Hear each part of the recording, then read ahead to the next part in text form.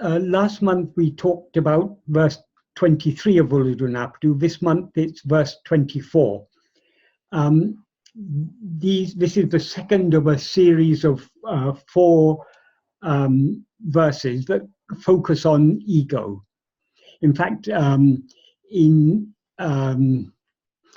these 4 verses we can say are the heart of Uڵḷadu Nāṛpadu, because everything before is leading up to these 4 verses, and what follows is also connected with these 4 verses, because ego is absolutely central to Bhagavan's teachings, and these are the 4 verses that teaches many of the basic, the most fundamental principles of Bhagavan's teachings. In older Advaitic texts, the problem that is identified is generally expressed as avidya and sometimes expressed as maya. But avidya means ignorance. Maya means, well, maya has many deep meanings. We can take it as delusion, but Bhagavan also gave a deeper meaning for maya, meaning Bhagavan gave an etymological meaning. Ma meaning is a very is a negative, and ya means what? What in the sense, actually it's the feminine form of what. So it means what is not, or she who is not, is the significance of a word, the etymological meaning of a word pointed out by Bhagavan, because Maya doesn't actually exist. But anyway, as I say, generally in older Advaitic texts, they say that the problem is Maya or avidya. And the relationship between Maya and avidya is explained in different ways by different people. But essentially, avidya is the effect of Maya on the individual, the jiva. But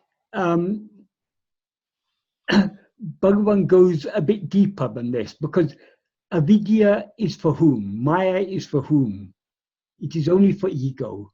It's only when we rise as ego that we are caught in avidya. And avidya, Bhagavan not only says avidya exists only for ego, he also says ego itself is avidya. But avidya means lack of vidya. Vidya means knowledge. So avidya, we are never, vidya is never lacking, because vidya is nothing but our own pure awareness. Our real nature is vidya, is jnana, a pure awareness. And that is never absent, but the pure awareness we now experience mixed up with awareness of other things. This mixed awareness, instead of being aware of ourselves just as I am, we're aware of ourselves as I am Michael, I am this person, I am this body. And that mixed awareness is ego. So avidya exists only for ego, and avidya is nothing other than ego itself. So for Bhagavan, the root of all problems is ego. Whatever problem there may be there, for whom is that problem? It is for me. That me is the ego. So we cannot get rid of all problems. We cannot get rid of avidya. We cannot get rid of maya. We cannot get rid of suffering without getting rid of this one for whom all these things seem to exist.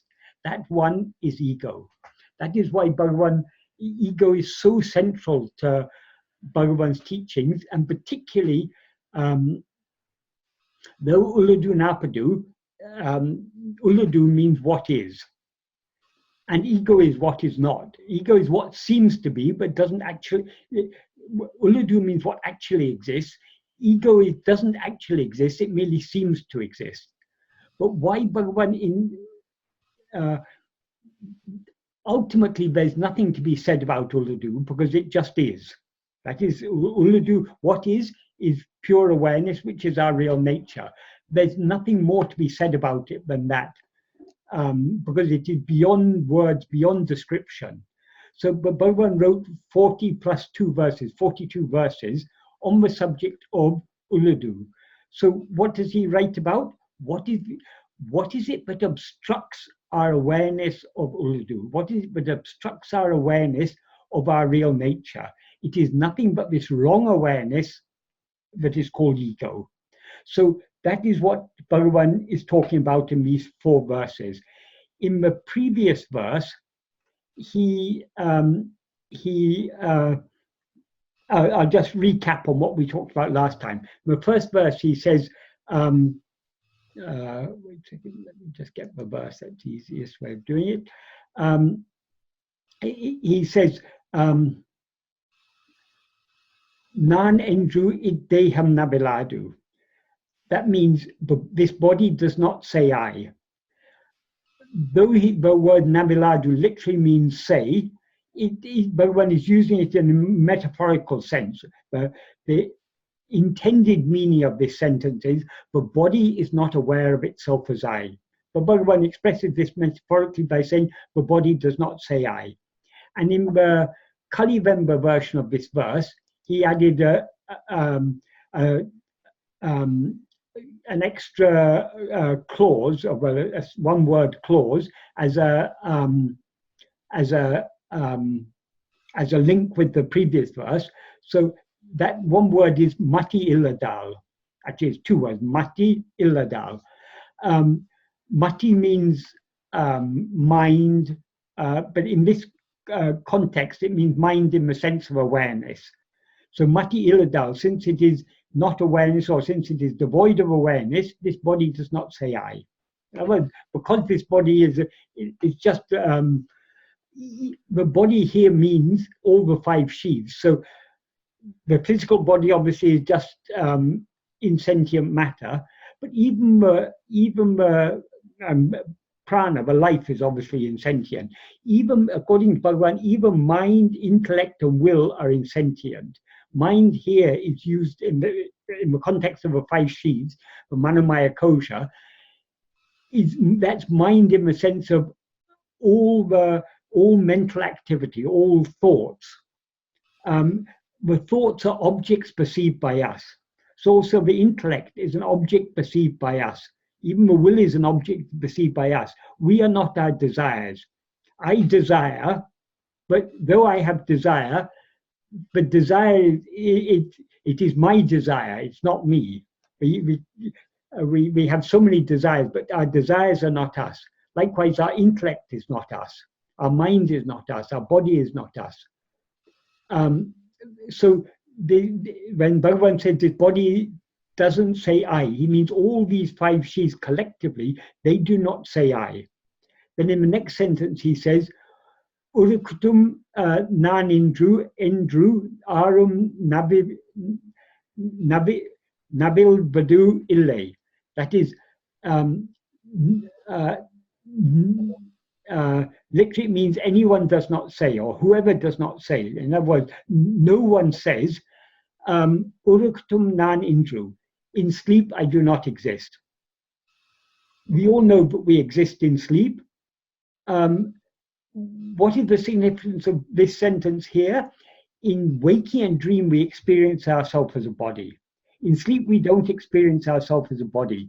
So Bhagavan, in these 2 sentences, he's distinguishing, drawing a distinction between this body and I.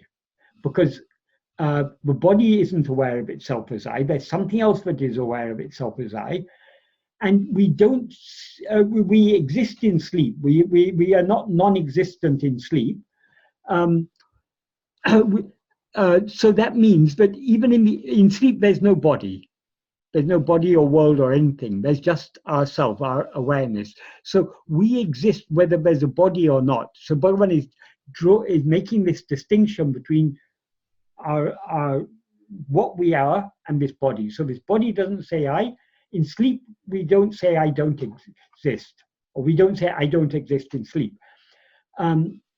then in the next sentence he says, nāṉoṇḍru erindapin ellam erum. Nāṉoṇḍru means one, but it's not one as an adjective, one as a noun. So nāṉoṇḍru we can take as one or one thing, I. I is in apposition to oṇḍru. So if Bhagavan had written it in prose, he may well have written it as nān endru oṇḍru. If one thing called I, or after one thing called I has risen, everything rises. So it's only when we rise as ego do all other things rise. And then he says, in the nān engu erum, where does this I arise? Endru nulmatial en. Investigate with a keen or sharp or subtle mind where this I rises. So in this verse he introduced this one thing I that isn't the body, because the body is not aware of itself as I.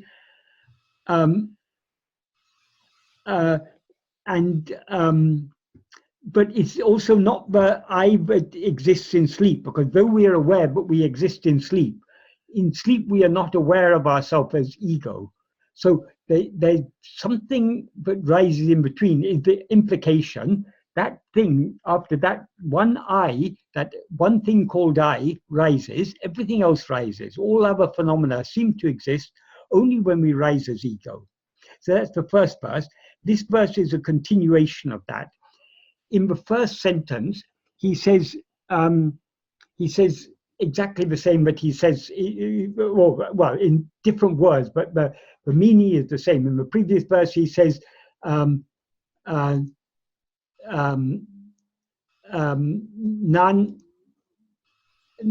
endru iddeham naviladu. In this, the first sentence of this verse, he says, jaḍavuḍaṉā ṉeṇṉādu. Both mean the same. The body does not say I, but here he adds an adjective to body, jaḍa. The jaḍa body doesn't say I. He, as I said earlier, he's not when he talks about body, in the 5th verse of Uڵḷadu Nāṛpadu, he says, uḍal pancha kosa uru. He defines what he means by body. Body is a form of 5 sheaths. So what he refers to here as jaḍa uḍal, the jaḍa body, he's not just referring to a physical body, he's referring to all the 5 sheaths. Collectively, they are what he refers to as body. So so all of these are jaḍa. They're all, who is aware of the body? I am. Who is aware of the life, the breath, the heartbeat, whatever? I am. Who is aware of all the thoughts and mental activity? I am. Who is aware of the judging and the discriminating and the reasoning? I am. So intellect is also an object. And who is aware of the will? Who is aware of desires, likes, dislikes, hopes, fears, attachments, all these things? Who is aware of these? I am. So I is the subject, the one that is aware. All these things are objects. So it's not the body that says I, it's that which takes this body to be I that says I. Again, saying when the Bhagavan says, he's using it in a metaphorical sense. The body is not aware of itself as I. None of these 5 sheaths are aware of themselves as I. What is aware of itself as I is ego. So in this, well, he doesn't say that, but I just add that. So jaḍavuḍaṉā ṉeṇṉādu, this insentient body does not say I. Sat-cit udiyādu. Sat-cit does not rise. Sat-cit means being awareness. That doesn't rise. In the previous verse, he talked about one thing called I that rises. So there's a distinction between the pure sat-cit we can take as being awareness. We can also take it as real awareness. True awareness doesn't rise. It doesn't rise means it neither appears nor disappears. It's constant. It's as Bhagavan said, it's the screen on which all the pictures of ego and phenomena appear and disappear. Whether the pictures appear on the screen or not, the screen is always present. That screen is sat-cit, our being awareness, our fundamental, our real awareness. The awareness that doesn't rise but just is. That so sat-cit udiyādu, being awareness does not rise. Then in the next sentence he says, uḍalavā nāṉoṇ udikkum iḍaiyil. We have to iḍaiyil, though it comes at the end, that is because for poetic reasons. In sense, iḍaiyil comes at the beginning. Iḍaiyil literally means in between. So that implies in between these two, as in between the jaḍavuḍaṉā, the insentient body, and the being awareness, uḍalavā, as the extent of the body, nāṉoṇ udikkum. Nāṉoṇ, again, the same term that he used in the previous verse, one thing called I, or one thing I, udikkum, rises. He says in between. Again, this is a metaphorical usage, because sat-cit is the infinite whole. So there's nothing that can rise between it and anything else. But in between is used here in a metaphorical sense. What he means here, it's neither the jaḍa body, nor is it sat-cit, but it's something in between. When recently someone had taken this in between very literally and said that this is implying duality, as if there's a body and there's a sat-cit and in between something rises. When I was explaining how it is, we have to understand it in iḍaiyil, in between, in a metaphorical sense, I said, supposing you ask whether a story is true, and someone replies to you, it's neither true nor false, but somewhere in between. What we understand by that, it's not entirely true, it's not entirely false. It's a mixture of true and false. There are true elements in it and there are false elements in it. So if you would say it's neither true nor false, but somewhere in between, that's what you would be implying. Likewise, when Bhagavan says, in between the insentient body and the being awareness, what he means is this one thing called I that rises is neither the insentient body nor the sat-cit. It is something that borrows but it's a mixture of both. It borrows the properties of both. He says uḍalavā, to the extent of the body. So as ego, we feel we are confined within this little body. I am here sitting on this chair. I'm not over there in the corner or anywhere else. I'm only here. So we are limited within the extent of the body, both in terms of space and also in terms of time. This body lives how long? It may live 60, 70, 80, 90, 100 years, maybe a little bit more than 100. But anyway, we know it's not going to go on forever. The body is perishable. So this body is limited in space and it's limited in time.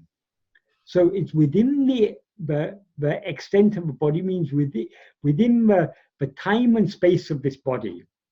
The implication here, he says it rises as the extent of the body, not even in the extent of the body, as the extent of the body. So in other words, this I, this one thing called I that rises, it rises limited to the body, rises as the body. So here Bhagavan makes a very important distinction. The ego is not the body, it's also not sat-cit. It's neither Brahman, sat-cit means Brahman, the ultimate reality, the pure awareness, Saccit-ananda. It's not that, and it's also not the jaḍa body. It's something in between. It's something that mixes these two things together. So, and then in the next sentence, the fourth sentence, he lists all the names that refer to this thing. He says, Idu, cit-jaḍa-giranthi, bandham, jīvaṉ, nuṭpa meyyahandai, i-c-samusāram, manam. I'll go through these one by one. He starts by saying this is cit-jaḍa-giranthi. Cit-jaḍa-giranthi, cit means awareness. Jaḍa means what is not aware, what is insentient. And giranthi means a knot. So it's the knot between what is aware and what is not aware. What is aware, cit here means the real awareness, sat-cit, and jaḍa refers to the body, that is all the five sheaths, which, as he said in the first sentence, are jaḍa. So,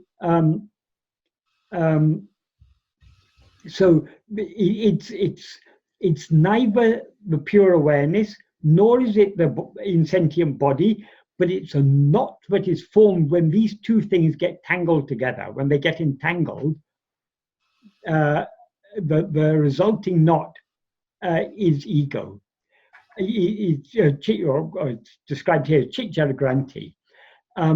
It is a knot is formed from two pieces of string.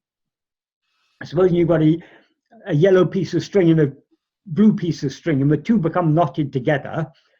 The knot isn't either the yellow string or the blue string. It is a mixture of the two. And if you separate it, when you separate these two pieces of string, there is no knot. Knot is just something that appears to exist so long as these two are tangled together. So likewise, ego seems to exist only when it forms this mixture of awareness and body. Some people assume from this, but Bhagavan implies from this when he says in the first sentence, the insentient body doesn't say I am, and in the second sentence, being awareness doesn't rise, and then in the third sentence, in between, one thing I rises as the extent of the body. Some people assume that the body is existing there before the rising of ego.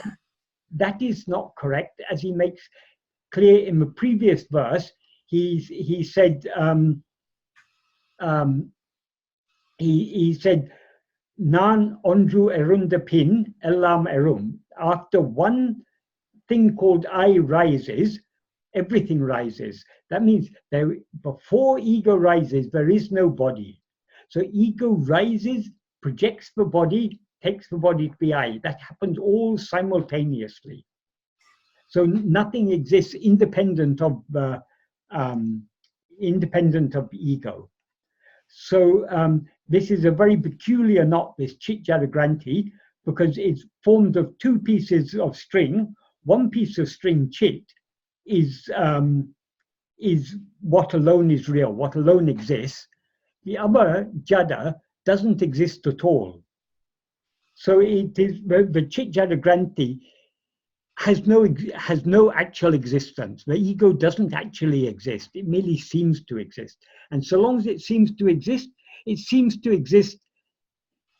as if it's limited to the size of a body, to the extent of a body, to the dimensions in time and space of the body. So he starts by saying, Idu cit-jaḍa-giranthi. Then the next thing he mentions is bandham. Bandham means bondage. According to Bhagavan, bondage is nothing but the ego. We generally think of bondage, I am caught in bondage, I want to escape bondage. But that I that is caught in bondage, that I that wants to escape bondage, is itself the bondage. Why is it bondage? Because it is only by binding ourselves to a body, mistaking ourselves to be a body, that we rise as ego. So the very nature of ego is bondage. Without attaching itself to a body, it cannot rise. So by attaching itself to a body, it has bound itself to the body. Bondage is not something external to us that comes and catches us. It's we who rise as ego, project the body, catch that body as I, and thereby bind ourselves. So bondage is nothing but the ego itself. Then the next word he lists is jīvaṉ. Jiva is a word that's used in a lot of old texts. The closest English term we can use for it is soul. And that according to Bhagavan, the soul is nothing but the ego, this full side that rises, taking the properties both of sat-cit and of the body, but which is actually neither of them. So soul, jiva. Then the next term he uses is nuṭpa. Nuṭpa means subtle body. Here Bhagavan is using the term subtle body in a different sense to the sense in which it is it's used. Often it is said that three of the sheaths, that's the pranamaya kosha, the life, the manamaya kosha of mind, and the vijnanamaya kosha of the intellect or buddhi, it is said these together form the subtle body. And it is often, in some texts, it's said that in waking we experience the gross body as I, in dream we experience the subtle body as I, and in sleep what we experience is the causal body, which is the fifth sheath, the anandamaya kosha. This is an explanation that is given at a certain level, but it is. And even Bhagavan sometimes used to talk in these terms, but this is not compatible with the deeper teachings of Bhagavan, because according to Bhagavan, all five sheaths together are what we call body. In both waking and dream, we experience all five sheaths as I. In sleep, in dream, while we're dreaming, the body that we then experience as ourself seems to be every bit as physical as our present body seems to be. But according to Bhagavan, neither of them are physical. They're both only mental. And in sleep, there's no ego, and therefore there's no body at all. Causal body cannot exist without the ego. So according to Bhagavan, there's no body whatsoever in sleep. There's only pure awareness in sleep. And in waking and dream, all the five sheaths, all the three bodies collectively all together as one body. So here he's not using the term subtle body in the normal sense in which it's used in that analysis of the five sheaths as three bodies. It's not in that sense. What he means is the subtle body is the seed that gives rise to the body. There's no body, no body exists independent of the ego. It's only when ego rises that a body seems to exist, and therefore it experiences itself as if it were that body. So the ego is in effect the subtle body. It's the subtle seed that gives rise to the gross body. So in that sense, he refers to it here as subtle body. Then the next word he uses is aḥandai. Aḥandai is a Tamil word, but derives from the Sanskrit term ahanta. Ahanta, like ahankara, means ego. Very literally, aham means I, ta means much the same as ness in English. When we say tallness, shortness, that suffix ness is what is conveyed by the Sanskrit suffix ta. So aḥandai literally means the I-ness. But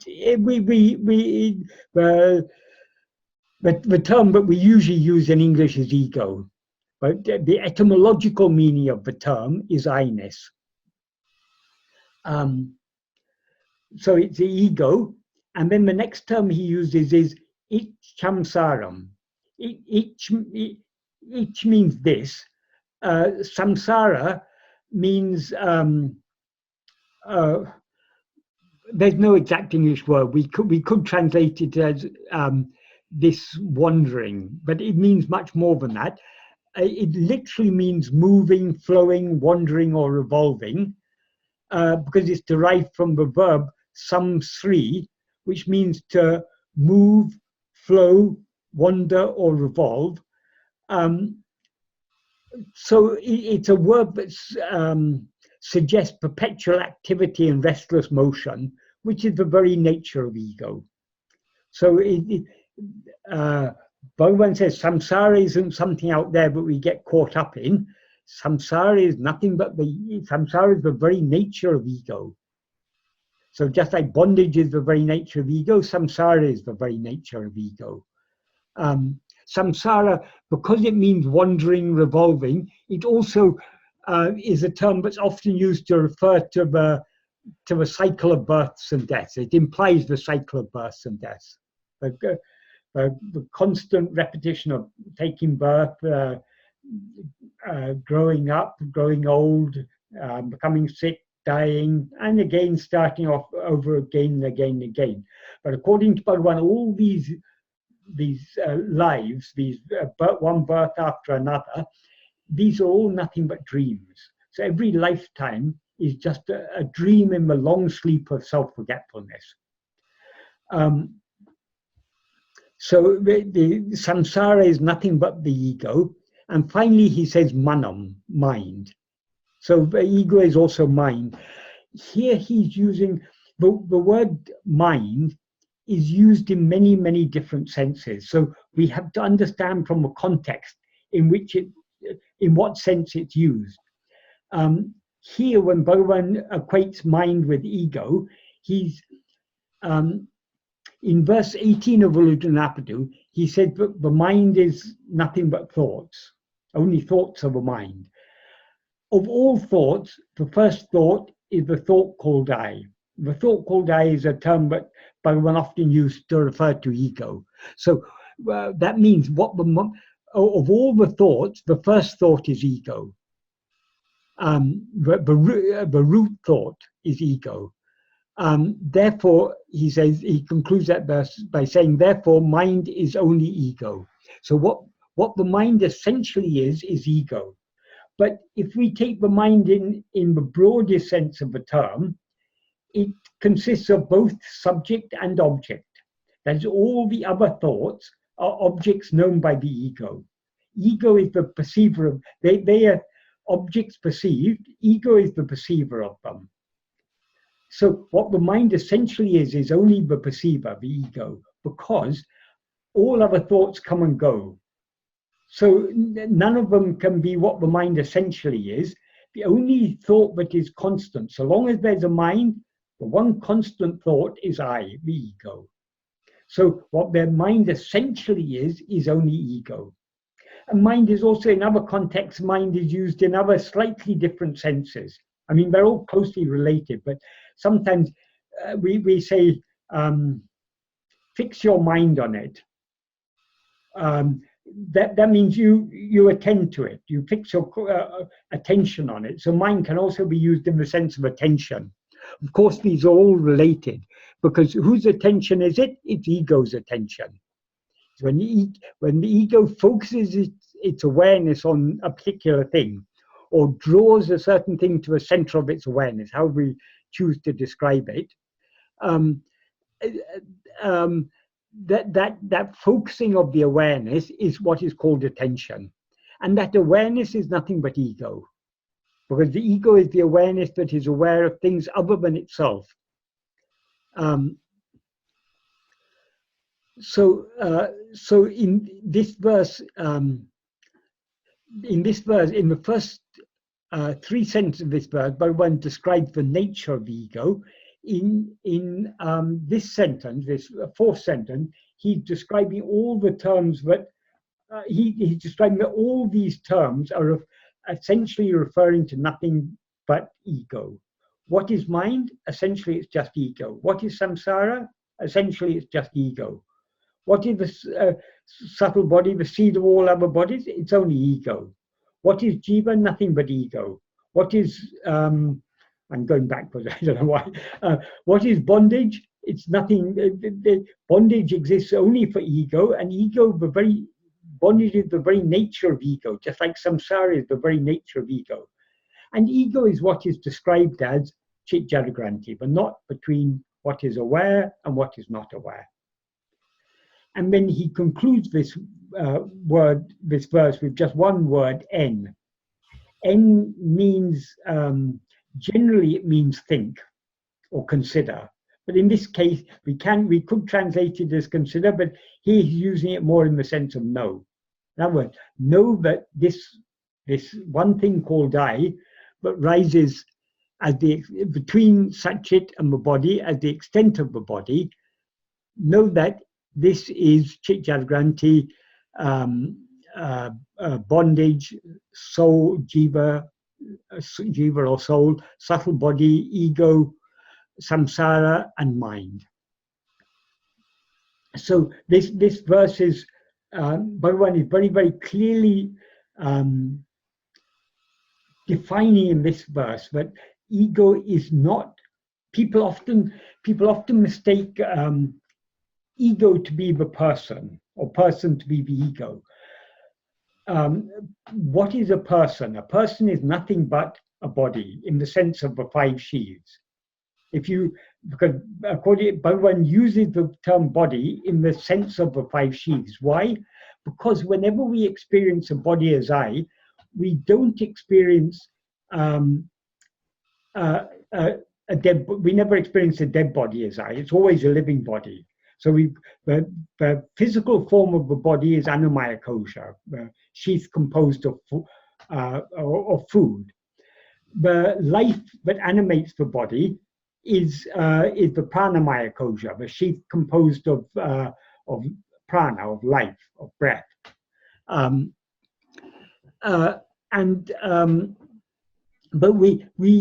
whenever we experience a living body as I, we also seem to be awake.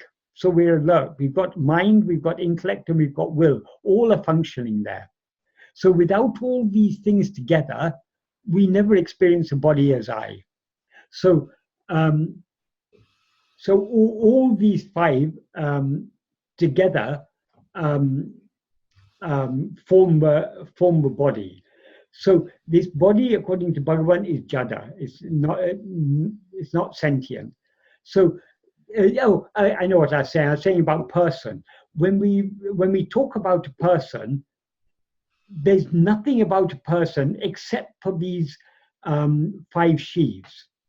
When we talk about such and such person and say, I like him, I don't like him, or he's rude, he's abrupt, he's very kind, he's very gentle. We describe people in so many ways. What we're actually describing is the characteristics of those five sheaths. He's tall, he's a very tall person. That's describing the physical body. He's a very healthy and lively person. We're describing the life in the body, the physical fitness, the exuberance of the body, the fitness of the body. So there we're describing the vibrancy of the pranamaya kosha. We can say, I don't agree with his ideas. His ideas, those ideas are all part of the manamaya kosha. And when we say, he's got a very sharp intellect, or he's got very poor judgment, whatever we may say, we describe the intellect. And we may also say, I don't like his habits, he's this, that, or something. If we describe that, the habits come from where? From the will. We have likes and dislikes, and so we behave in certain ways. And we like people, it's largely actually because of a will that we like or dislike a person. A person who is very congenial, kind, generous, it's because that is their will, their desires are of a certain quality. They, of course, we all have desires for ourselves, but some of us also have desires. We want other people also to be happy. so we're kind and compassionate. Whereas other people are totally selfish. And if we meet a selfish person, we don't like them because they're completely wrapped up in themselves. That means we're talking about their desires. So if you remove these 5 sheaths, what is left? There's no such thing as a person. So a person is what Bhagavan refers to as body, is what in normal talk we refer to as a person. Even if we think about ourselves as a person, we are nothing but these 5 sheaths as an object. But at the same time, we are a subject. But there's a distinction between the subject and the object. All these 5 sheaths are objects. They're the objective side of us. All these manifest outwardly and can be seen by other people, whereas the subject cannot be seen by anyone else. The subject is the perceiver, the one who is aware. That subject is the ego. So ego is not this body, nor is it sat-cit. The sat-cit is the awareness that just is, not the awareness that knows this or that. So it's a being awareness, not a knowing awareness. That is, it does know, but it doesn't know anything other than itself. It's aware only of itself, nothing else. That which is aware of other things, that is ego. So ego is neither the body or the person, nor is it the being awareness. So that's a very, very important principle that Bhagavan teaches in this verse. It's neither this nor that. But it seems that it borrows the properties of both. Like sat-cit, it seems to be aware. Sat-cit is actually aware. Ego is just a seeming awareness. Why is it? Why does Bhagavan call it a seeming awareness? In Sanskrit texts, it's called chitta-bhasa. Abhasa means a likeness or a semblance. It also means a reflection, because when you see your face in a mirror, you're seeing a likeness of yourself, a semblance of yourself. So chitta-bhasa means seeming awareness. It's not real awareness. Real awareness is just sat-cit. Chitta-bhasa is just a seeming awareness. Why is it called seeming awareness? Because what ego is aware of, ego is chitta-bhasa, is the seeming awareness. What ego is aware of is itself as a person and other phenomena. Neither this person nor those other phenomena actually exist. So awareness of them is not real awareness. In dream, we see so many, we see ourselves as a person, we see so many other people and so many other phenomena. None of these things actually exist. So we can hardly say sleep is a state of real awareness. It's a state of complete illusion. By our own imagination, we produce a body and a world and all the events and happening in dream. They don't exist at all apart from our perception of them. Likewise, Bhagavan said what any state in which we perceive phenomena, while experiencing it, we always take it to be awareness. So we take it to be waking. But when we leave one dream and go to the other dream, the previous dream which we took to be waking so long as we were dreaming, then seems to be, then we recognize it as dream. So according to Bhagavan, just as in dream, everything we perceive is our own projection, likewise in waking, everything we perceive is our own projection. So ego is that which projects and perceives all these things. In the view of sat-cit, none of these things exist. In the view of sat-cit, sat-cit is immutable. It never changes. It's eternal, unchanging, and self-shining, as Bhagavan says. That's the definition Bhagavan gives for reality. So sat-cit never undergoes any change whatsoever. So how can it be aware of anything? If it's aware of phenomena sometimes and not at other times, it's undergoing change from being aware of phenomena to not being aware of phenomena. That obviously is not the nature of the reality. So it's only in the view of ego that phenomena seems to exist. So ego is neither sat-cit nor the body, but some spurious entity that rises in between, borrowing the properties of both. It borrows the properties of sat-cit, the awareness, and it borrows the properties of the body, feeling itself to be limited in time and space. So, yeah, that's, one last thing about this verse. This is the only verse in Uڵḷadu Nāṛpadu that doesn't, when Bhagavan changed Uڵḷadu Nāṛpadu into a Kalivemba by linking all the verses together by adding a few extra words at the end of each verse. This is the only verse, but didn't change at all in the Kalivemba version, because the link words immediately preceding it belong to the previous verse, and the link words immediately after it belong to the next verse. So that's why when I tell you the meaning of this verse, I didn't tell you the meaning of any link words, because they weren't applicable to this. There are no link words that are applicable to this verse. So I think that's all I have to say about this verse. So if anyone would like to ask any questions or... Thank you, Madam. Any questions, comments? So basically, ego is, I like the example of like a single long thread, and then there's a knot. Basically, all are the same.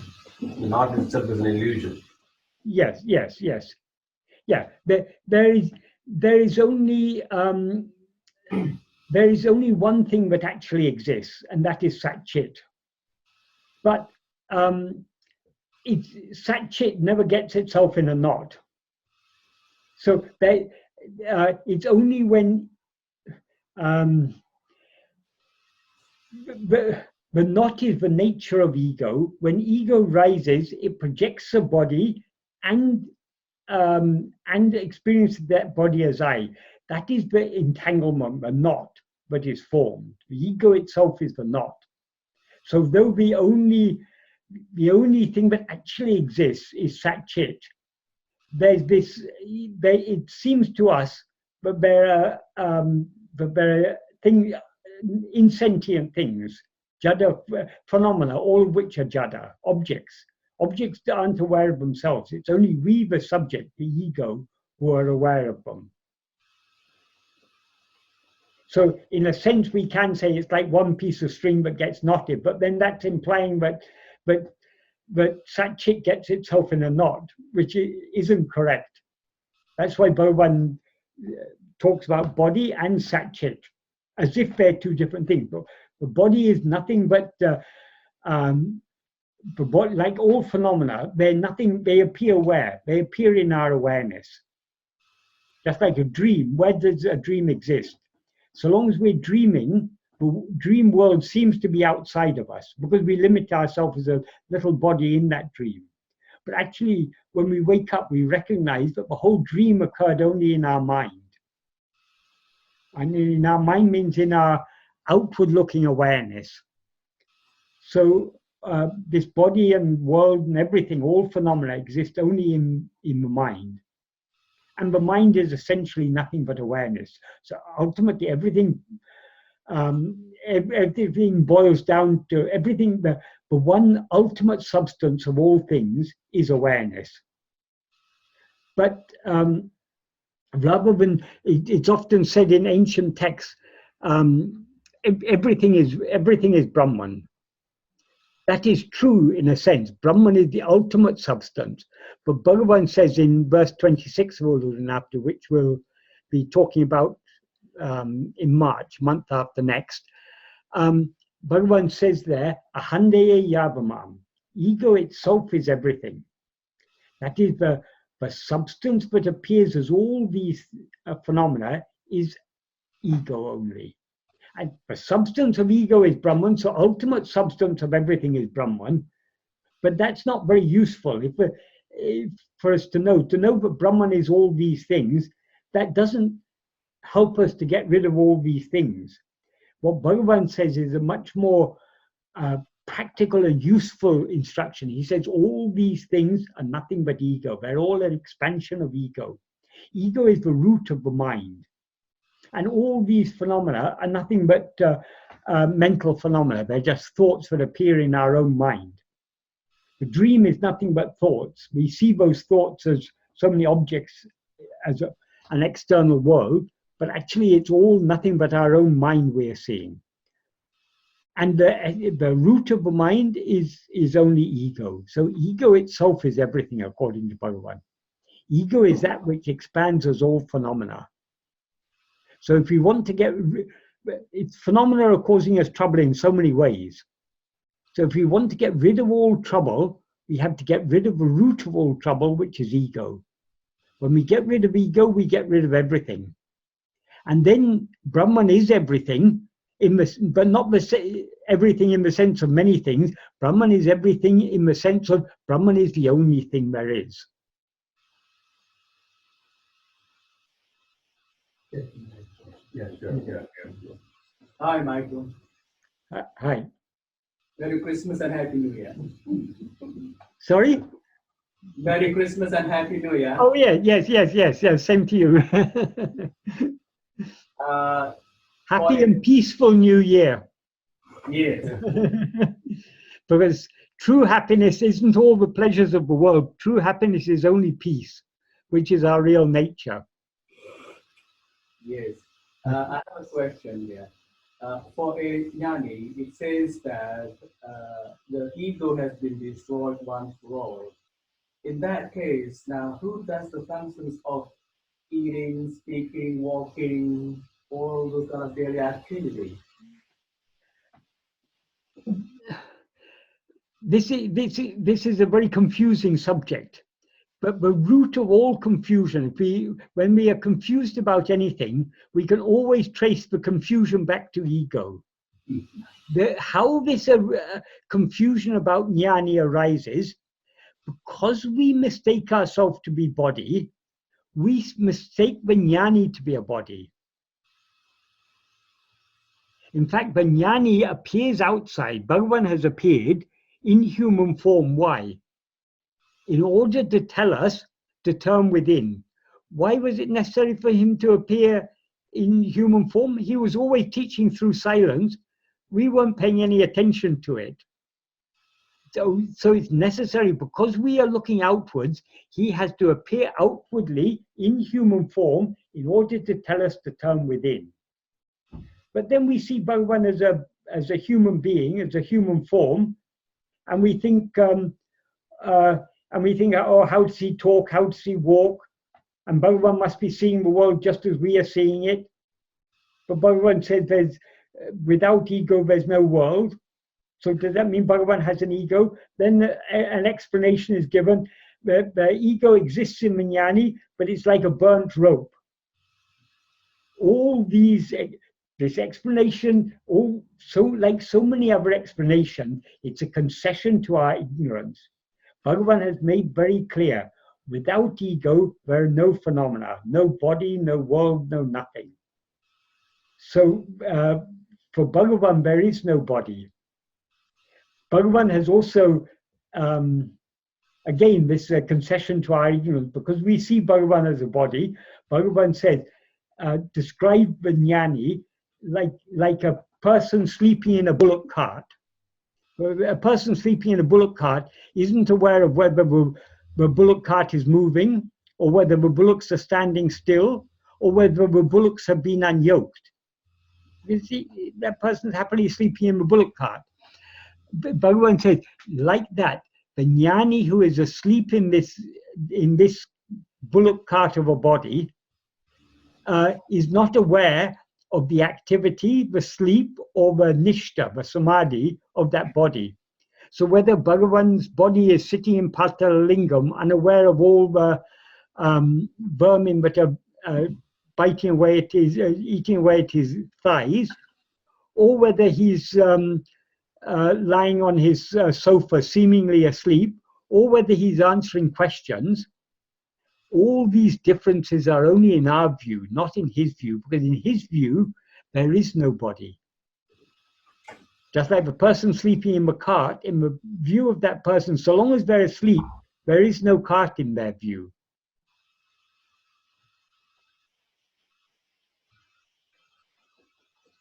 In another verse of Uڵḷadu Nāṛpadu, Bhagavan says, how to understand the state of one who is not aware of any other. We cannot, because we are, as ego, we are constantly aware of other things. So we can only see from the perspective of this ego, and therefore, from the perspective of ego, we can never understand the state of a jnani. If we want to understand the state of a jnani, we have to be that. Because as Bhagavan said, what is the jnani? Jnana me jnani. That means jnana alone is the jnani. Jnana is our real nature. In verse 14 of Uڵḷadu Nāṛpadu, he begins the first sentence, he says, Jnanamam tane me. Oneself who is jnana alone is real. That jnana there means awareness. So jnana is our real nature. So we ourselves are the jnani, but we mistake ourselves to be this person. When we see ourselves as we actually are, we will know we were never a person. And since we were never a person, Bhagavan also was never a person. Bhagavan is nothing but our own real nature, ever shining in our heart as I.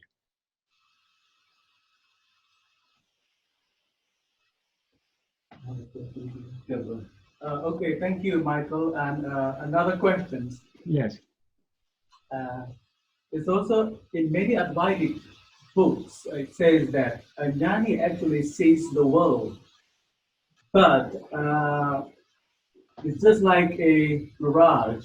If they see the world, they are not run after the water to the mirage. Yes. So what is the final truth, actually? Again, the Advaita gives many different levels of explanation to suit different levels of spiritual development. Not all people, like Bhagavan has given the essence of Advaita, and he's given it in a very undiluted form in Uڵḷadu Nāṛpadu and Nāṇya and other places. So according to Bhagavan, this whole world is nothing but a dream. And the dream exists only in the view of the dreamer. Since the jnani has woken up from the dream, how can he still be seeing the dream?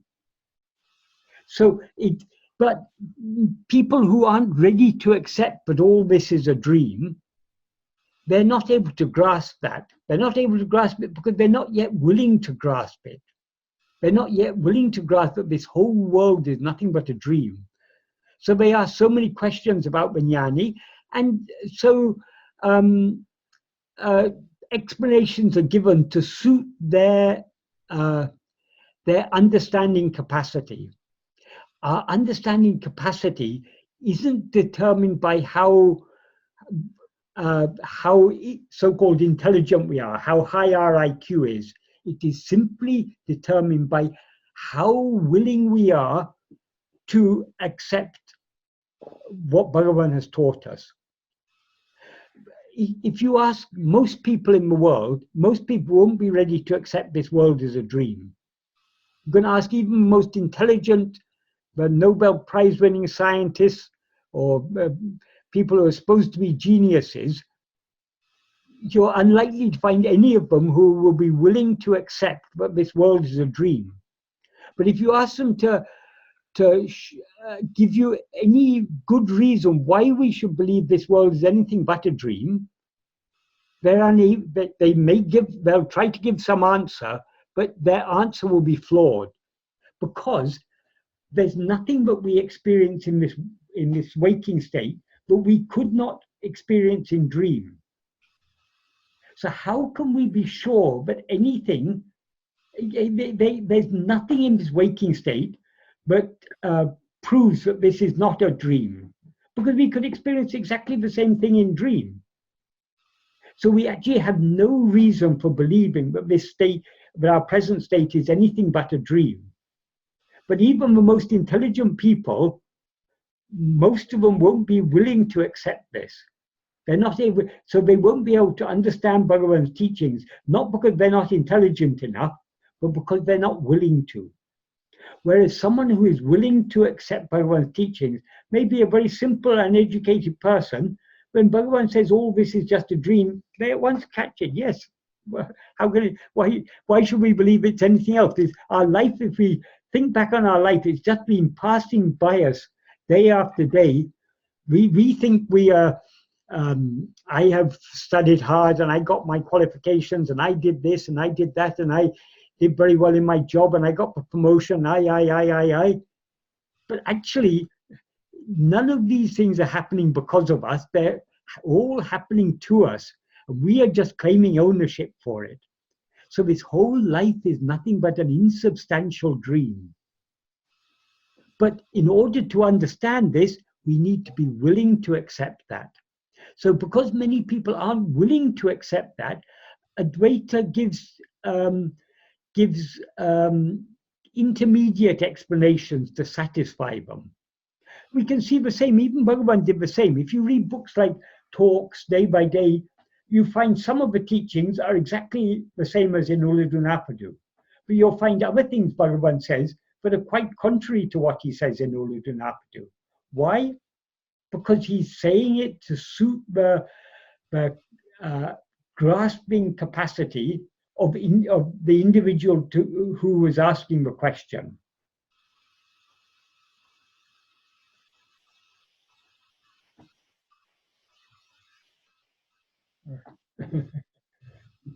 Hello, Michael. Now, I was just wondering, Michael. Yeah, we can check the message. Namaskar, Michael. Namaskar. So I grant you it's a dream. It's a dream. But the thing is, it's not my living experience that it's a dream, because when I dream at night, I wake up from it and then I know, oh, I'm the dreamer. But yeah. I don't know who is the dreamer of this waking state dream. Yes, but while you're actually dreaming, you didn't know it was a dream, did you? You took it all to be real. But I know it's a dream in the waking state. In the waking state, when you come out of it. The reason why the present state always seems to be waking and always seems to be real, there's a simple reason for that. What is real in any dream is only ourself. We are the only reality. But in a dream, we experience ourselves as a body. Because we are real, when we experience the body as ourself, we therefore experience the body as real. In other words, we give our own reality to the ego, to the body. By experiencing the body as I, we're experiencing the body as if it were real. And this body is part of a big universe. So if this body is real, the whole universe must be real. So long as we are dreaming, the dream seems to be real. And a state that we take to be real, where we take a real world, a world that exists out there, that is what we call waking. So so long as we are dreaming, we seem to be awake. But what happens when we wake up from a dream? Our identification with that dream body is cut. As soon as our identification with that dream body is cut, all that a moment before we were taking to be real, we immediately recognize, oh, it's all unreal. It's all a mental projection. But we can't experience it as such so long as we are experiencing that state, because we always, in a dream, we always experience ourselves as a person in that dream, as a body in that dream. So right now I'm experiencing myself as this body in this present dream. Yes, exactly. Dreamer. Exactly. Sorry? So is there a dreamer apart from me that's dreaming this dream? You are the dreamer. When you say apart from me, the dreamer is apart from the body which you now take to be yourself. Oh, so the dreamer is out. It's apart from this physical body. Yes, but the dream is dreaming from the standpoint of this body. We always see the external world from the standpoint of a body.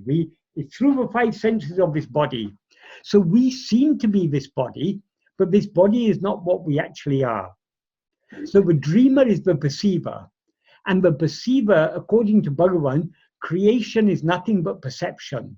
So the perceiver is the creator. So by perceiving this world, projection and perception are one and the same thing. So this body is an object that we perceive, therefore it is projected only by us. So this body cannot be what we actually are, because in dream we experience some other. If you fall asleep now and dream some other dream, you'll be experiencing some other body as yourself. If this body were actually yourself, you couldn't be aware of yourself without being aware of this body. That is, if A is B, you cannot be aware of A without being aware of B, because they're one and the same thing. Likewise, if I is this body, we cannot be aware of I without being aware of this body. But we're aware of I in dream when we're not aware of this body. We're then aware of some other body. So this body cannot be I, because we're aware of ourselves in that state without being aware of it.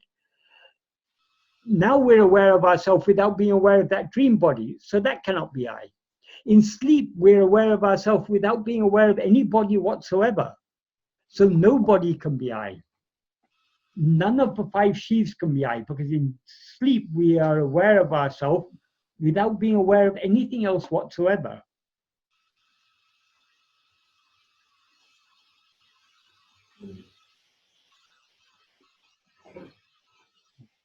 So this is why I started today by saying Bhagavan always points out the ego is the root of all the problems. The ego is what? Nothing but the false awareness, I am this body. So all the problems boil down to this false awareness, I am this body. In that term, I am this body refers to whatever body we currently take ourselves to be. Of course, the bodies change from life to life, dream to dream. It doesn't matter which body it is. We never rise as ego without projecting and experiencing ourselves as a body. So as the creator, can I create better dreams?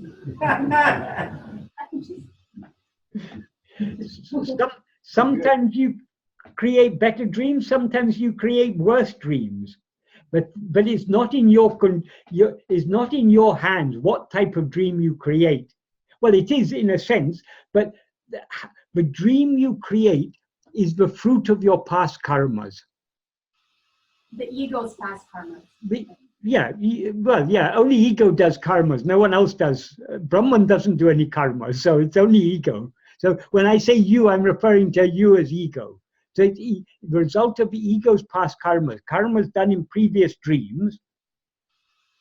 All the fruit of those karmas get stored in sanchita. From that, they get selected by God or Guru, which karmas will be beneficial for us to which fruit will be beneficial for us to experience in this lifetime. So some lifetime it may be a relatively pleasant life we have. Some lifetime are relatively unpleasant. It's all created by us, but though it's created by us, the details of the creation is not in our hands. But this world cannot appear without our creating it, but we cannot. What we create is arbitrary. Well, it's not arbitrary. It's all ordained according to pararabdha, but it's not in our hands. Because now we take ourselves to be a person. Now I take myself to be Michael. Michael is the fruit of my past karmas. So as Michael, now I take myself, I am Michael. So as Michael, I can't change these things. Wake up from that dream. It's a question then. Ask a question. Yeah, yes, you were. You're saying? Go ahead. It's difficult to wake up from the dream that I am Michael. Yes, but though in dream, generally, there are dreams within dreams. So this whole life, now I experience myself as Michael throughout the life of this body. Within this dream that has now been going on for 63 years or so, according to the time scale of this state, every night I fall asleep. And in every sleep, I experience myself as I dream. So in the dream, I generally take myself to be Michael, because this is a dream within a dream. So within the Michael dream, these are smaller dreams within the Michael dream. So in every dream, I take myself to be Michael. But though I take myself to be Michael, if I break my leg in a dream, when I wake up, this Michael doesn't have a broken leg. That Michael had a broken leg, not this Michael. So though it seems to be the same person, there is a difference.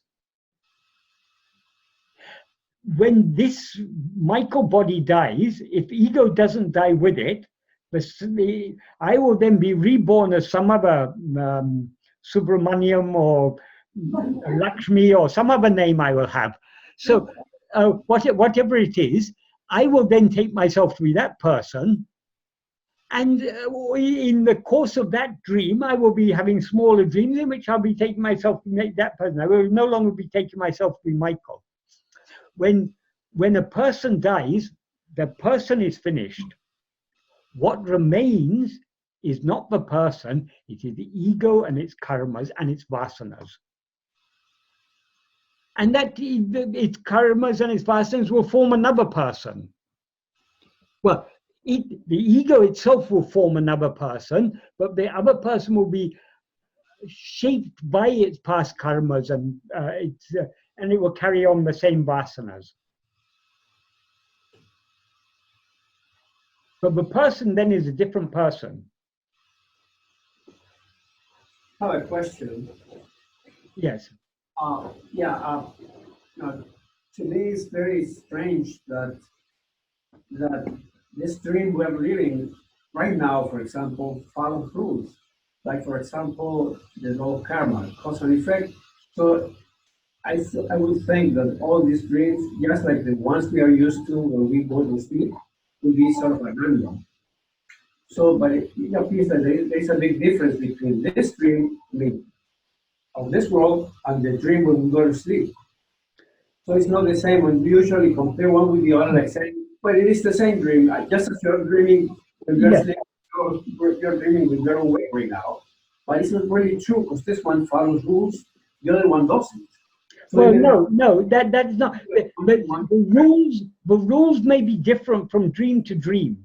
In some dreams we can fly, but that's following the rules of that dream. In that dream, if the laws of physics are such that you can fly, seemingly by your own will, you can fly. That's a different set of rules. They're still following rules. Maybe a looser set of rules, because in some dreams, I'm talking to you 1 minute, and then next minute you become an old someone I knew 50 years ago. So one minute I'm in Tiruvannamalai, next minute I find I'm in Houston or something. Things can be constantly shifting in some dreams, but not all dreams. But we cannot. People often try to point out differences between our present state and certain states of dream. There are two reasons why these are not valid arguments to show that our present state is not a dream. Firstly, all these differences are qualitative differences. They're not differences in substance, they're difference in quality. Some dreams seem to be rigidly following a certain set of rules. Other dreams don't seem to be following rules so rigidly. Some dreams seem to be very fleeting. Some dreams seem to last longer. These are all just differences in quality. If you go to a cinema, some films are very, very well made. If we see modern films, see the animation in modern films, you can see dragons and you can see demons and you can see all sorts of things, which are so realistic. They're very, very convincing. But if you go and see a film made in the 1950s, the dragons there now look to us as very sort of very primitive attempts at animation, because they don't have, they're not as convincing. So there's a different quality of film, but they're still films, whether it's a 1920s film or a 2020s film. It's the quality differs, but the film is still a film. Like that, the dreams can differ in quality, but the substance is the same. So what we have to ask ourselves about when we are thinking about whether this state is a dream or not, is it, we shouldn't say, oh, in dream I experience that, I don't experience in this state. In dream I could fly, I can't fly here, therefore this is not a dream. That is not a conclusive proof. What you need to ask yourself is there anything that you're experiencing in this state which you could not experience in a dream? There's absolutely nothing. We can't point out anything. People say, oh, waking state is continuous. What gives us that state of continuity? I can remember what I did yesterday. So today seems to be a continuity of yesterday, and yesterday seems to be a continuity of the day before, and every day before that seems to be a continuity. But if we are having this same discussion in a dream, I will remember what I did yesterday. I will, if I think about it, oh yes, last year I was doing this. It will all seem to be a continuity. It's only from a perspective of a waking state we say that was a state lacking in continuity. But while we were dreaming, it was all very convincing, and it seemed to be perfectly consistent, coherent. So why did we start dreaming? Sorry? So Anu is asking, why did we start dreaming? Very good question. That is a question, even Bhagavan couldn't answer that question. So because Bhagavan couldn't answer the question, he would always give an evasive answer. He would say, who is dreaming? And we'd say, I am. Who is that I? Find out that I, and then you come and ask me why you started dreaming. Why Bhagavan gives an evasive answer? Because asking, why did I start dreaming, is like asking, why did the barren woman give birth? If she's a barren woman, she never gave birth. So it's meaningless to ask why she gave birth. This, according to Bhagavan, we are not dreaming even now. Even now, we are just pure awareness. The appearance of ego is a fiction. All we seem to be dreaming now, or we seem to be awake now, whatever we choose to call it. All this, our present state seems to exist. Why? Because we have risen as ego. Because we seem to have risen as ego. If we investigate ourselves to see what we actually are, we'll see there never was any ego. Therefore, there never was any phenomena. Therefore, there never was any dream.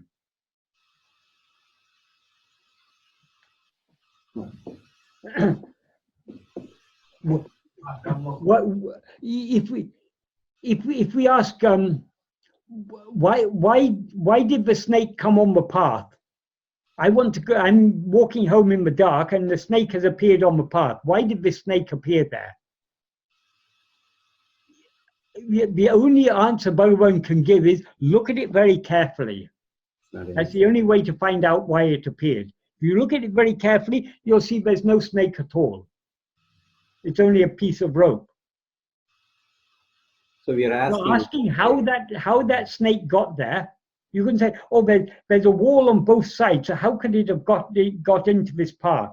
There's no way it could have got in, you may say. But how it got in there, because it's not a snake, it's just a rope. So if we investigate this ego, if we look at the ego carefully enough, we'll see it's not an ego, it's just pure awareness. And in the view of pure awareness, there has never been any dream, never been any world or phenomena. And so in that, That's why Bhagavan said, how and why are the wrong questions to ask. What we need to ask is, what is this ego? Who am I? When we investigate this ego, we'll find there's no such thing. And then all questions will dissolve. so all of All the questions are about things that are seen by ego. When ego isn't there, all those things which we ask questions about won't be there. So all of these explanations are for the ego, like the birth and the death of the rebirth. Everything is only for ego. All Bhagavan's teachings are only for ego. That is why Bhagavan taught what is called Drishti Shrishti Vada. Drishti Shrishti Vada means, but Drishti means seeing or perception. Shrishti means creation. Creation is the result of perception, is what Drishti Shrishti Vada says. That is what Bhagavan taught. But he said that is not the ultimate truth. But because who is perceiving? It is only ego. Investigate ego, you see there's no ego. So there never was any perception, never was any creation. So the ultimate truth is ajata. There is no creation. There never was any creation. But if there's no, to teach ajata would be meaningless, because our problem now is ego and all these phenomena have appeared. We want to find all these ego and all the phenomena perceived by it are causing us so much trouble. We want to be free of this trouble. If Bhagavan tells us this trouble has never existed, how is that going to help us? Just by saying, oh, this world doesn't exist, this ego doesn't exist, it doesn't solve our problem. In a dream, if we say, I'm not dreaming, it's not going to help us, because when the monster comes, the monster is going to swallow us, so we have to run away very quickly before we get swallowed by that monster. So we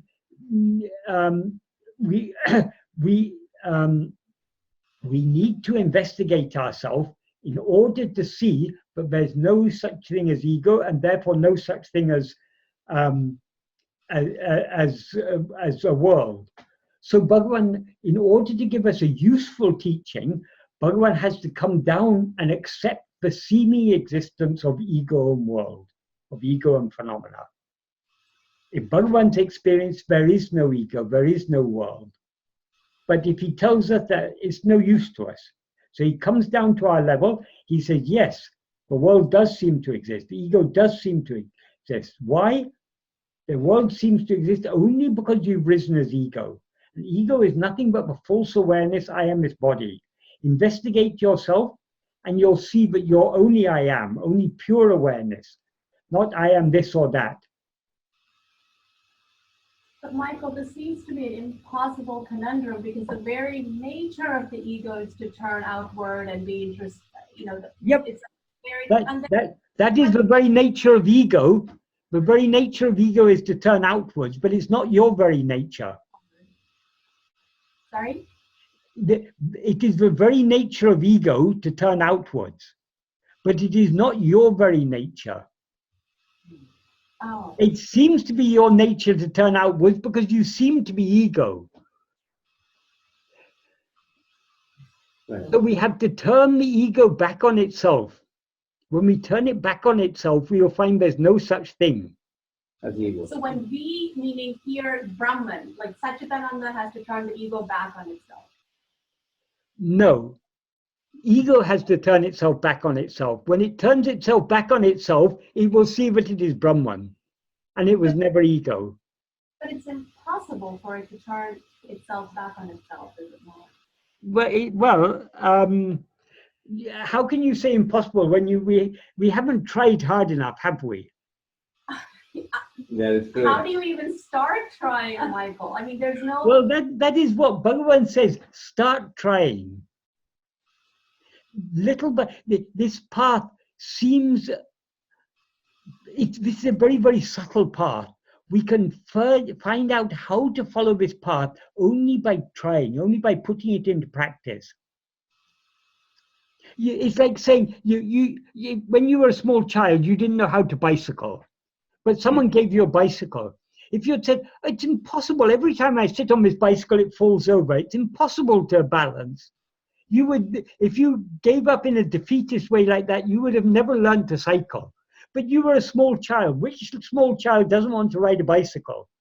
So you were determined. So you however many times you fell, you weren't put off.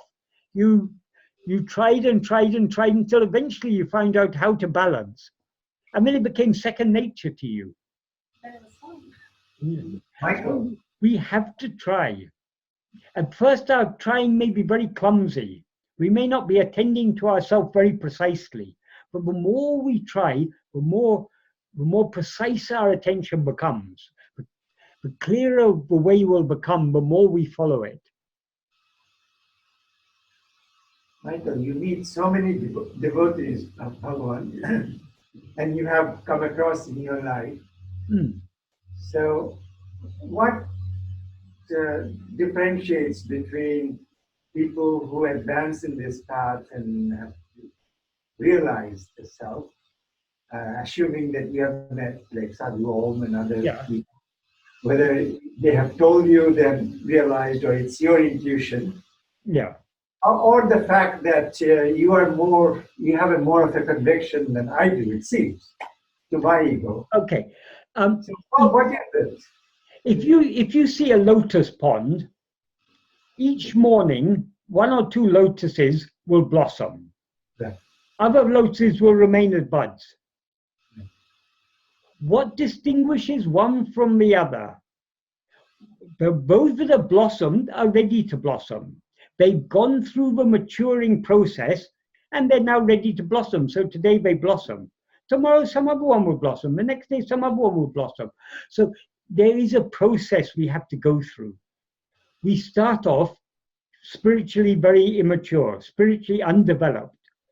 We go through a process of spiritual development. Where we are in that process, we don't know. But where we do know, because we've come to Bhagavan, we know what is the direction we should travel in. So how far the goal is, you could blossom tomorrow. You could blossom now. You could blossom next moment. I pray you're right. We don't know. And what is the use of trying to know? Whether it is 100 lifetimes it's going to take before we blossom, or whether we're going to blossom tomorrow, doesn't matter. We know the way. Bhagavan has shown us the way. Rather than worrying about how far is the goal, let us just follow the way. But shall I tell you how far away the goal is? It is here and now when we want it, because you are that. So we are never far from that. We seem to be far only because of our lack of willingness to let go. But I'm pinching myself to prove that it's all unreal. Yeah, you can do the same. You can do the same in dream. You can pinch yourself. And then I wake up immediately, right? Sometimes. But the reason you wake up from dream if you pinch yourself, but you don't wake up from this state. Many dreams, our attachment to the body is less strong. So when your attachment to the body is less strong, generally the dream is less stable. That's why often in dream, not in all dreams, but in many dreams, the scenes keep on changing. Like I said earlier, I'm talking to you 1 minute, and next minute you become someone else. 1 minute I'm in one place, 1 minute I'm in another place. The reason for that type of instability we experience, not in all dreams, but in many dreams, is that our attachment to that body is less strong. Here, in our present dream, we are very strongly attached to this body. So we don't so easily wake up from this dream. The problem is attachment. So, and what is the solution to the attachment? Letting go. And what is another term for letting go? Surrender. So that is why Bhagavan's path is the path of surrender. In order to help us surrender, he's given us a very valuable clue. Because ultimately, we have to let go of all our desires and attachments, but we can't get rid of all our desires and attachments without getting rid of ego, whose desires and attachments they are.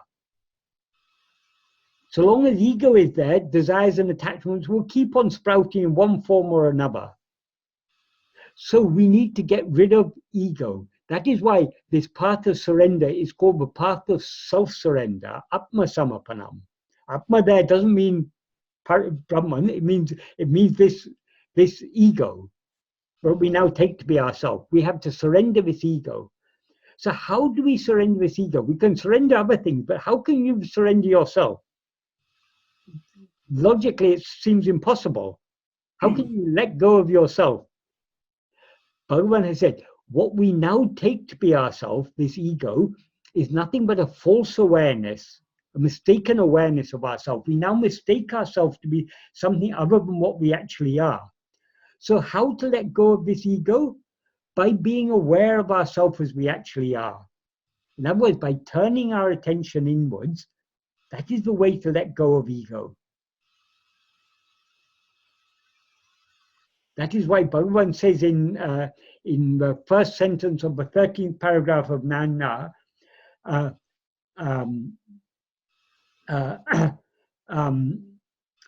Anma chintane tavira, vera chintane kalambavadakku, satram idam kodamo, atmanishta paranai iripade, tanne isanaku alipadam.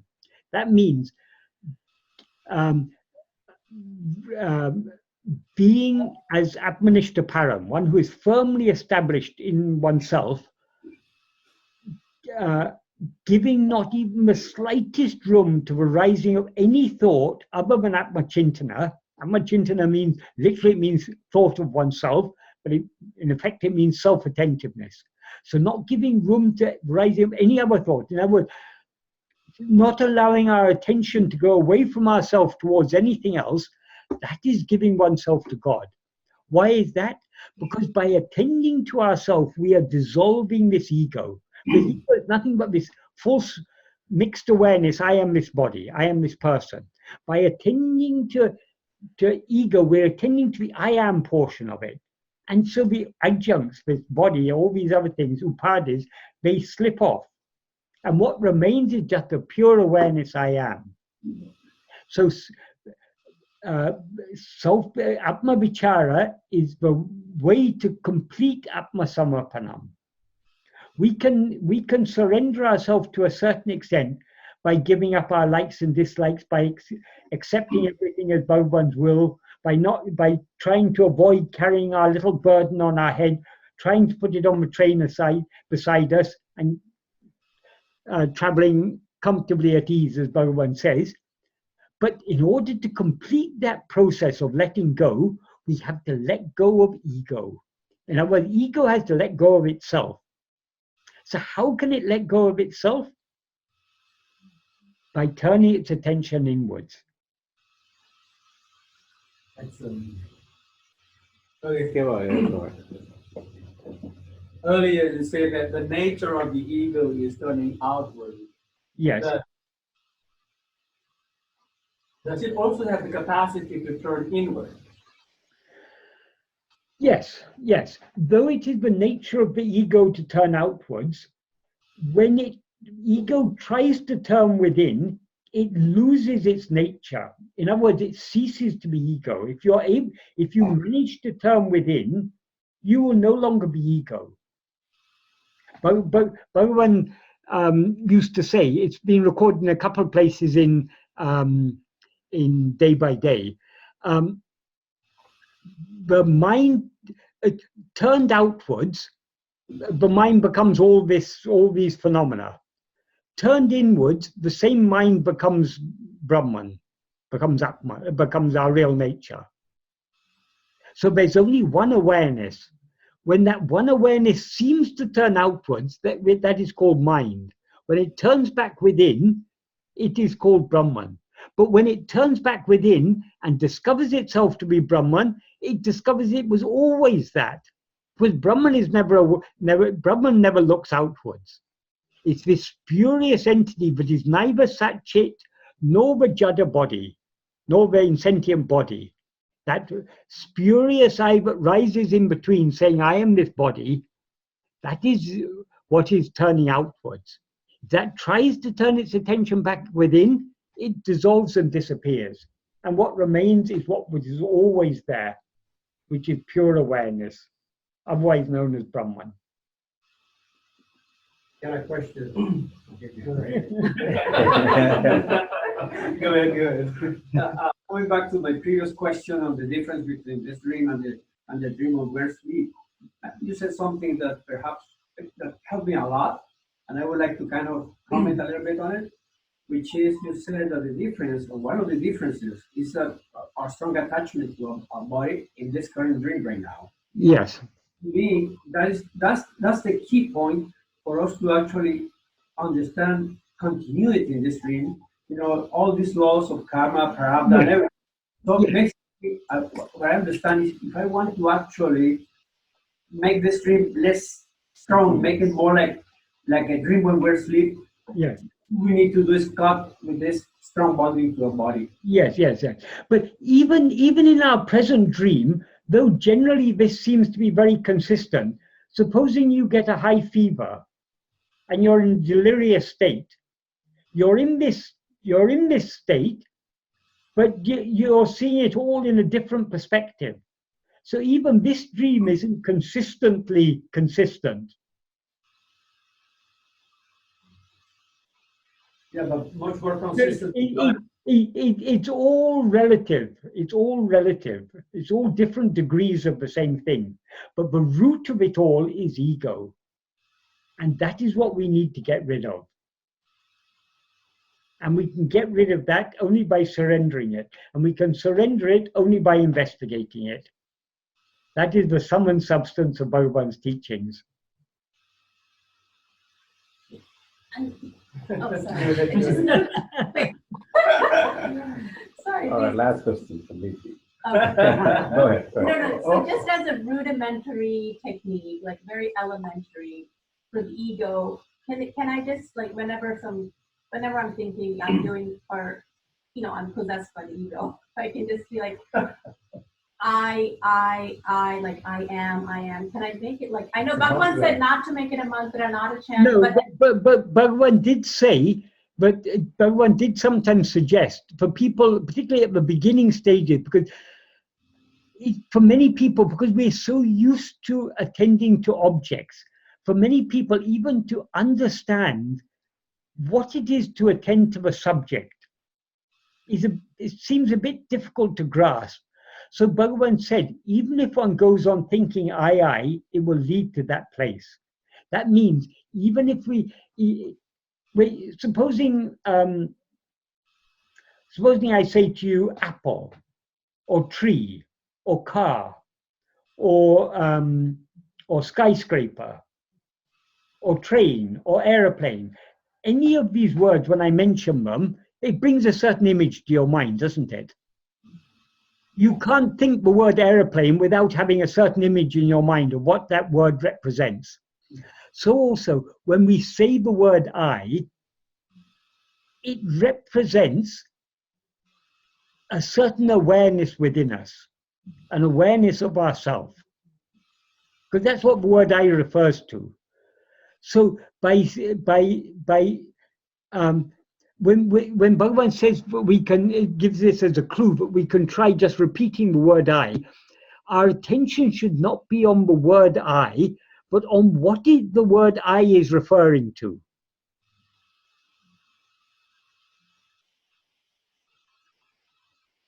But naturally, any word brings to our mind that to which it refers. So I is the pronoun, but refers to our self-awareness.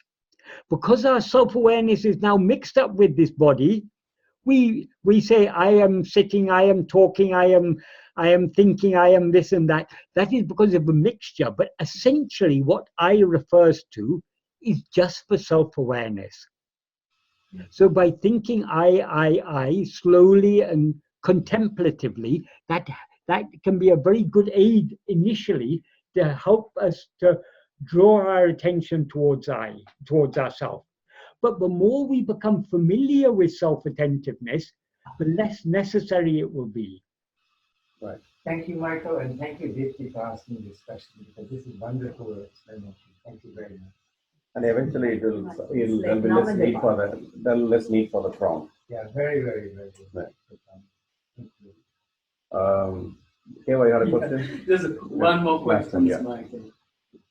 In some of the athletic books, it also says that the state of self-realization can actually be lost. Once we achieve it, it can come and go. So what is your view on that? Where is that said? The self-realization. So the person who has achieved, or No, but where did you read this? in some of the books, I don't remember exactly, but let me see. In some of the books written by the followers of some of the Ramakrishna's order, but I don't remember the title. Okay.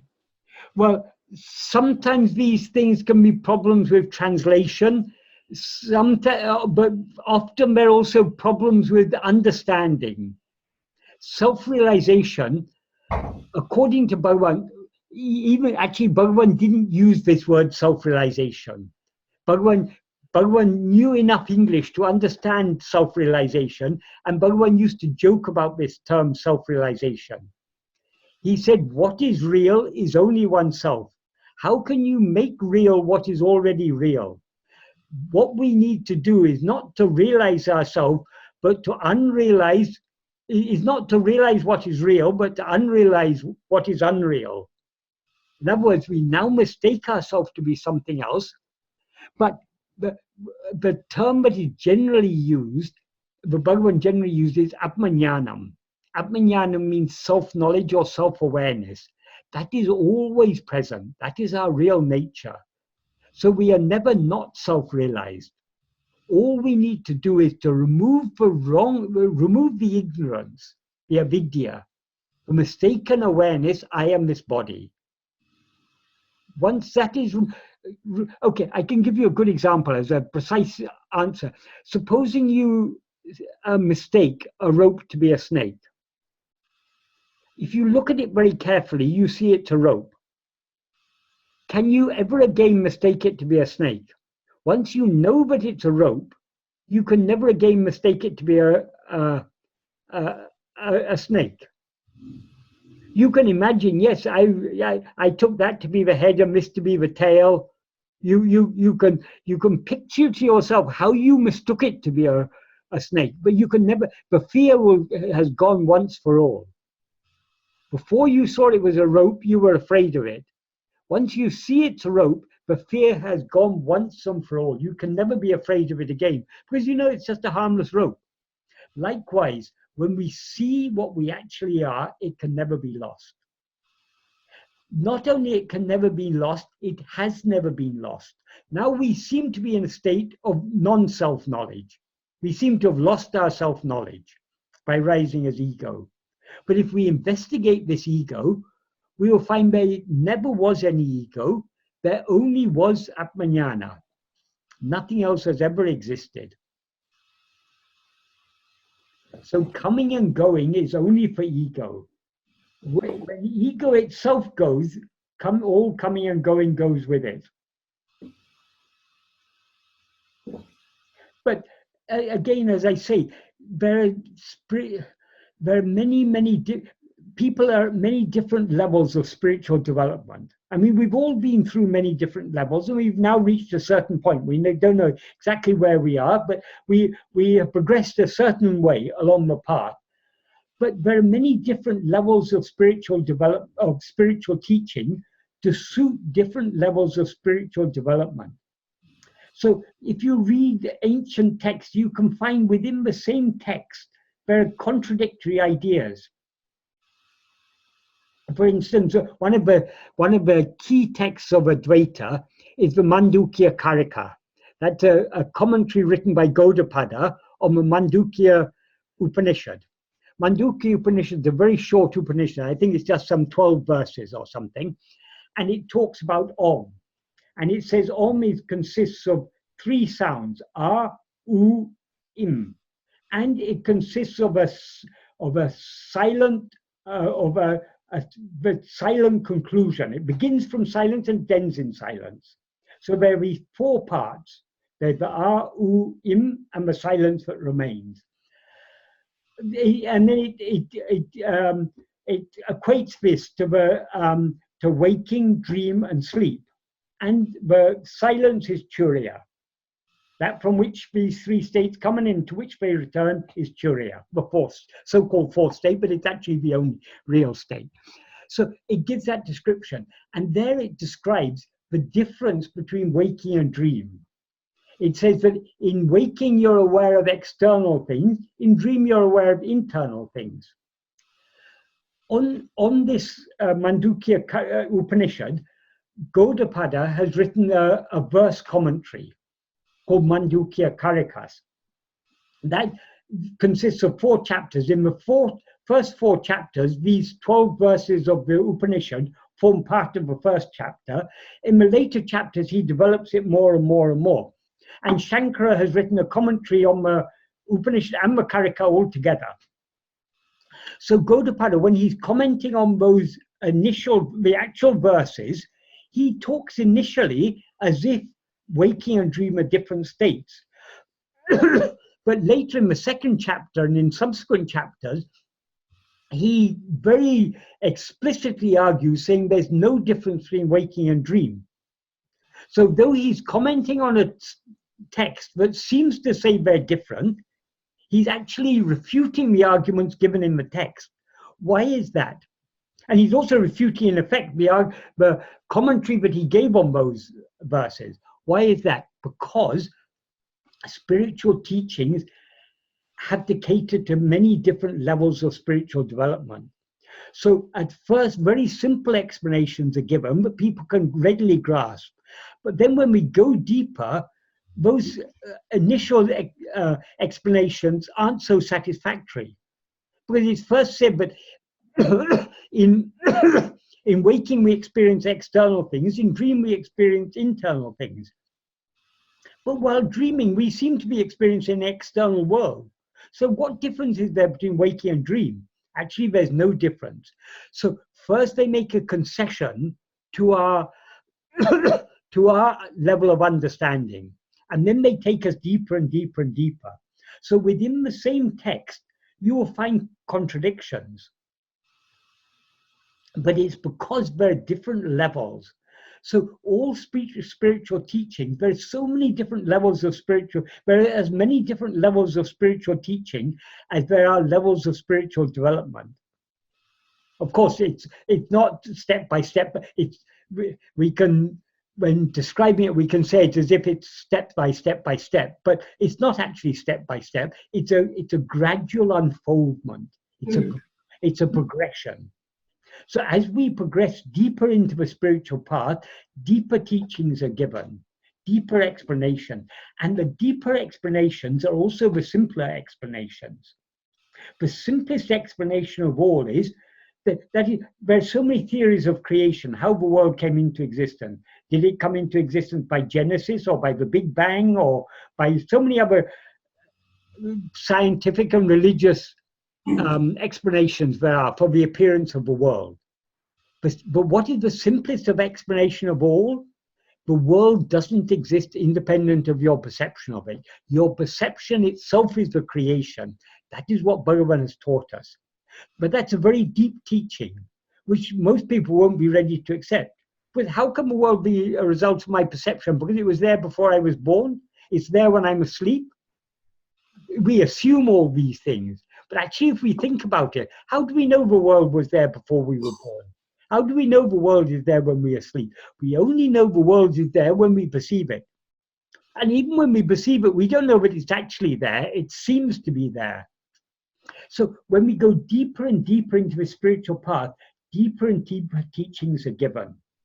So not all the teachings that are given in so-called holy books are applicable to everyone. There's different levels of teaching are given to suit different people at different stages of their spiritual development. So what was useful for us in the past becomes useless for us now. So explanations in the past, which seemed to us to be very convincing, they no longer seem convincing. So we need deeper explanation, deeper explanation. And the final explanation is there is no ego at all. Have a look, see for yourself. That is the ultimate teaching. And when we see for ourselves, yes, there's no such thing. And that's the end of the story. It's the end of the story, but there was no story. No story even began. So that also had no ending. So we shouldn't get confused by different levels of spiritual teaching. Bhagavan has, if we want to go deep in the spiritual path, we can't find any teachings more useful or more clear or more simple or more subtle and deep than Bhagavan's. So we are very fortunate that we have been brought here to his path. If I may make one remark, in the book Upadesa, in the initial slokas, he says there is something called mind. But later on, as we progress, he says there's no such thing as mind. Yes, exactly. Yeah, that kind of confirms, right, what Michael said, yeah. And that's also another reason why we in our success here in Houston, we only do Bhagavan's original work, just to at least cut off some of the confusion. You know, we don't even with what I call the secondary scriptures or the recorded ones like talks or letters. We don't do those here. We only do the original works. Thanks to Michael, he covers the 40 verses for us. Yeah. Regarding Upadesha India, though Bhagavan seems to give more diluted teachings at the beginning, we have to understand the reason. Firstly, it was in the context of a particular story that he gave these teachings, and also when Bhagavan talks there about japa, puja, japa, and dhyana, that is worship, repetition, and meditation, he's not. People think, oh, Bhagavan recommended everything, so we can do anything we like. Yes, Bhagavan approved everything because according to people's level. But what he is actually teaching us in those early verses of Upadesha India, he's very, very clearly grading those practices in terms of their efficacy. He says, nishkarmiya karma, action performed without desire, done for God, that's offered to God out of love for God, that such actions will purify our mind. And then he describes what are the three types of actions we can do. Action by body, speech, and mind. Action by body, the nishkarmiya karma by body is worship, puja. By speech is japa. By mind is meditation. So each of these more effective than what we do by body. What we do by speech is more effective. What we do by mind is still more effective. So he grades these different practices according to their efficacy. Efficacy in what? What does he say is the aim of nishkarmiya karma? Purifying the mind. So what he implies is they will be more effective in purifying the mind. But then after talking about meditation in verse 8, he then says, rather than anya bhava, that's meditation on what is other, taking God to be other than ourselves, avanahamaham ananya bhavam, the meditation on what is not other, with the conviction that God is I, he is I, that is anatinam uttamam, that is the best of all. That means it's the most effective at purifying the mind. What is anya bhava? What is an anya bhava? Meditation on what is not other. Meditation on ourselves. What is meditation on ourselves? What is otherwise called atma-vichara. So Bhagavan very, very clearly shows how other practices, how they're appropriate at a certain level, but ultimately we have to come to atma-vichara. That is the best of all. Atma-vichara is best in two senses. Firstly, it's the most effective means to purify the mind, and it is the only means. What is a completely pure mind? No mind at all is the purest mind.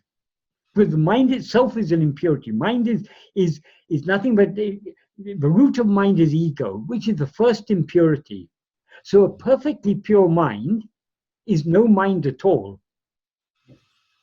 So in order to purify the mind completely, Atma-vichara is the only way, because only Atma-vichara can get rid of ego. Okay. Thank you, Michael. Thank you, Michael. Thank you so much. Thank you. Namaskar. Thank you. See you next month. Okay, yes, yes. Okay. Do you make any New Year's resolutions, Michael? Deepthi is asking if you made any New Year's resolution. I heard that. Who am I to make any resolutions? If I was, okay, I'll tell you, this is a very nice thing. I'll tell you a resolution. Sadhuam made a resolution. Or he made 3 resolutions. He wrote a verse. Ishtamunakilada et salam sayenan. I will not do any action that is against your will. Ishtamunakilada et solum solenan. I will not speak any word that is against your will. Ishtamunakilada en ninevum eṉṉādu. I will not think any thought that is against your will. That's his resolution. 3 lines, 3 resolutions. But the last line is the most important.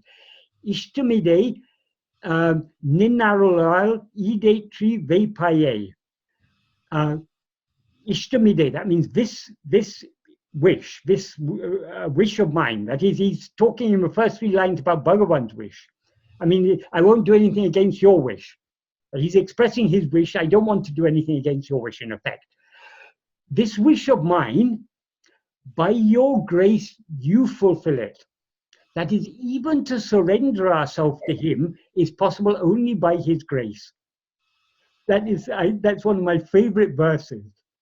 Because we can make all the resolutions we want. I resolve I'm going to surrender myself completely to Bhagavan. How can we do it except by his grace? So yielding ourselves to his grace, that is the best resolution of all. Taking the luggage from our head, putting it on the train, and traveling happily, Bhagavan says. That is the resolution we should all make. Right. Thank you, Michael. Okay, thank you.